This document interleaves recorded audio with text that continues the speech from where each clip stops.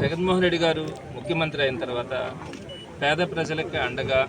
Government systems అన్నింటినీ కూడా విద్యా వైద్యంతో పాటు అనేకమైనటువంటి ప్రాజెక్ట్స్ కానీ అవన్నీ కూడా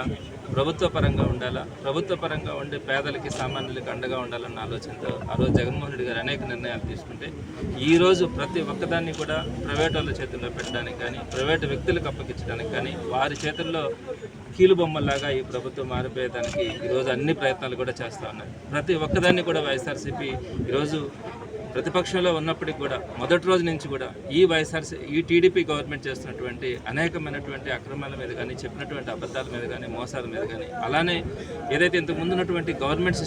సిస్టంలో ఉండేటువంటి వాటిని ప్రైవేట్ పరం చేసే క్రమంలో వాటన్నింటినీ కూడా అడ్డుకుంటూ వస్తూ ఉంది. ఇంతకుముందు 17 ప్రభుత్వ మెడికల్ కాలేజీలు ఏకంగా తీసుకొని వచ్చి వాటిని పీపీపీ మోడ్లో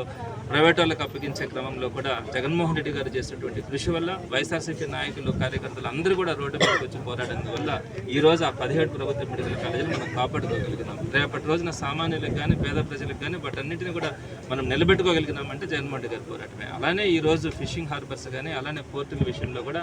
జగన్మోహన్ రెడ్డి గారు ఇక్కడ ఉన్నటువంటి ఈ సీ కోస్ట్ ఏరియా ఆంధ్రప్రదేశ్కి ఒక తలమానికమైనటువంటి ఈ ప్రాంతంలో ఈ ఫిషింగ్ హార్బర్స్ కానీ పోర్టులు కానీ నిర్మాణం చేయాలన్న ఆలోచనతో ఆయన తీసుకున్నటువంటి ఆ పోర్టుల నిర్మాణం కానీ ఫిషింగ్ హార్బర్లు కానీ 2 సంవత్సరాలు కోవిడ్ ఉన్నా కూడా 5 సంవత్సరాలు ఆయన పరిపాలనలో వాటన్నింటినీ కూడా పూర్తి చేసే క్రమంలో ఇక్కడ ఉన్నటువంటి కేవలం మత్స్యకారులందరికీ కూడా కొన్ని లక్షల మంది వాటందరికీ కూడా జీవనోపాధి కానీ దాని మీద వారు జీవనం సాగిస్తున్న క్రమంలో వారందరికీ కూడా ఒక మంచి జరగాలన్న ఆలోచనతో ఆయన తీసుకున్నటువంటి క్రమంలో వాటన్నింటినీ కూడా డెవలప్ చేయడం కూడా జరిగింది. అయితే ఈ క్రమంలో వీరు వచ్చిన తర్వాత అన్నింటినీ కూడా ఏదైతే రోడ్లని ప్రైవేట్ పరం చేయడం, మెడికల్ కాలేజీలను ప్రైవేట్ పరం చేయడం, అలా ప్రతి ఒక్కటి కూడా ఈవెన్ ఎక్కడా కూడా గవర్నమెంట్ సిస్టంలో ఉండేటివన్నీ కూడా ప్రైవేటుకు దారాదత్తం చేసే క్రమంలో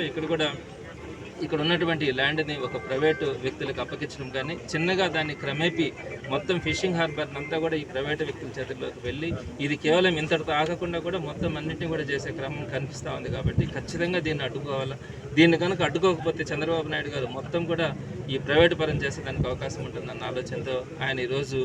జగన్మోహన్ రెడ్డి గారు స్వయంగా ఇక్కడికి రావడం కానీ దీని ఇంపార్టెన్స్ని రాష్ట్రం అంతా కూడా తెలియచేయాలా అన్న ఆలోచనతో ఇక్కడికి స్వయంగా ఆయనకు ఉన్నటువంటి బిజీ షెడ్యూల్లో కూడా వీరందరి మంచి చెడ్డ కోసం ఇక్కడికి రావడం కూడా జరుగుతూ ఉంది. తప్పకుండా కూడా దీనికి సంబంధించి ఇక్కడ ఉన్నటువంటి చుట్టుపక్కల ప్రాంతం వాళ్ళు ఇప్పటికే ఆవేదన చెందుతూ ఉన్నారు. జగన్మోహన్ రెడ్డి గారు వచ్చిన తర్వాత దీనికోసం వైఎస్ఆర్సీపీ గల్లమెత్తిన తర్వాత తప్పకుండా కూడా వీరు మనసు మారుతుందనే నమ్మకం ఉంది. అదేవిధంగా ఈ స్థానిక నాయకులు కానీ వీరందరూ కూడా ఇక్కడ ఉన్నటువంటి ఈ మత్స్యకారులని ఇబ్బంది పెట్టే క్రమంలో పక్కన తమిళనాడు రాష్ట్రానికి చెందినటువంటి వారిని ప్రోత్సహించడం కానీ ఇక్కడ ఉన్నటువంటి వారికి నష్టం చేకూరేలాగా వారు ప్రవర్తిస్తున్నటువంటి తీరు రోజు అందరూ కూడా ఆశ్చర్యపోతూ ఉన్నారు. ఒక నెల్లూరు జిల్లాలోనే కాదు మిగతా జిల్లాల్లో కూడా ఆంధ్ర రాష్ట్ర వ్యాప్తంగా కూడా